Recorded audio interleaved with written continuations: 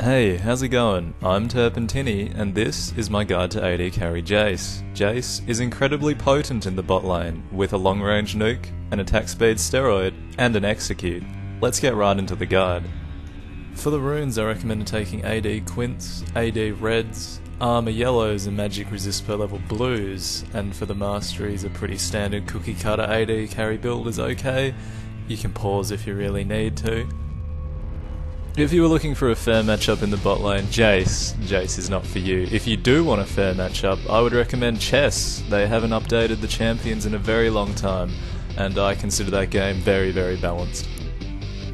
I personally recommend maxing Q, and then E, and then W, and putting points into your ult whenever you can for the extra MR and whatnot.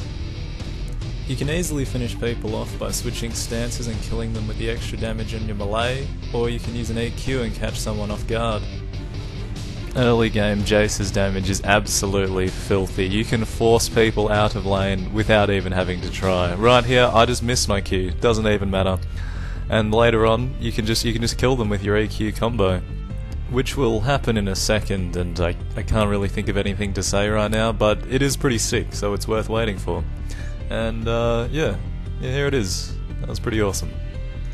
If you can get someone to come and gank your lane as AD carry Jayce, that is fantastic, because you will get ahead and you will stomp hard. Requesting ganks normally is good anyway. Oh, here comes Nautilus, Astro Nautilus in fact, that sneaky little sneak coming around with this gank. I guess you could say that he performed a good gank. So we're just going to clean him up here. In the early game, Jayce is not going to be lacking any damage at all. He is very, very, very strong. Well, early game's no problem for Jayce, but what about mid-game? Mid-game? Mid-game is where Jayce really, really blasts off and starts packing out some horribly disgusting amounts of damage on the enemy team.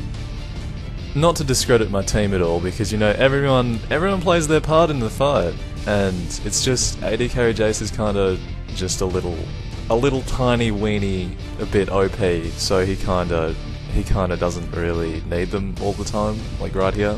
But Turp, if Jayce is so good mid and early game, what about late game? Well, this is where the problem sort of shows itself. He's really good mid and early, but he needs to continue being good and stomp mid and early to do well late game, because his low range makes him suffer a little bit. But if he can look past that, this can easily be what the future looks like. Feel free to give up now.